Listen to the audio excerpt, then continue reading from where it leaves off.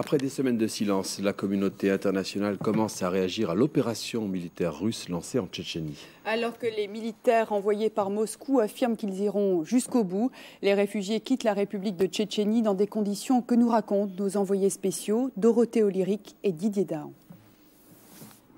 La mission de cet hélicoptère d'attaque russe, bombarder la Tchétchénie. Une mission de guerre, une routine. Cela fait déjà 2 mois que l'opération a commencé.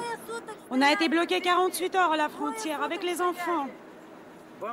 Partout autour de nous, on bombardait. Et quand tu t'endors, tu ne sais pas si tu vas te réveiller. Les Russes nous traitent comme des animaux, vraiment comme des bêtes. Les conditions de vie sont terribles là-bas. Les gens sont entassés. On n'a qu'une chose à faire, c'est survivre. Ces hommes, et surtout ces femmes, sont tchétchènes. Ils ont trouvé en Ingouchie une terre d'asile. Aujourd'hui, malgré la guerre et les nombreuses victimes civiles, ils veulent en finir avec cette vie misérable d'exilés. J'ai très peur, mais mon mari et mon fils sont là-bas. Je ne peux pas penser qu'à sauver ma peau, donc j'y vais. Vous savez, moi, dans ma famille, j'ai déjà enterré 10 personnes, 10 de mes proches.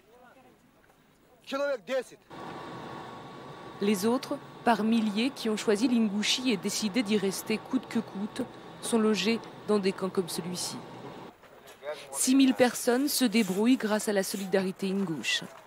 Très peu d'organisations humanitaires sont présentes. Cette petite république du Caucase fait peur et leur misère indiffère. Poutine, il veut une Tchétchénie sans Tchétchène.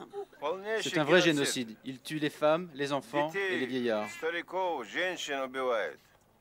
La Tchétchénie n'est qu'à 3 km, mais le commandant de ce checkpoint a été très clair. Tout journaliste étranger qui tente de passer sera tout de suite menotté et arrêté. Les Russes ne veulent pas de témoins, ni des bombardements, ni des souffrances des populations civiles.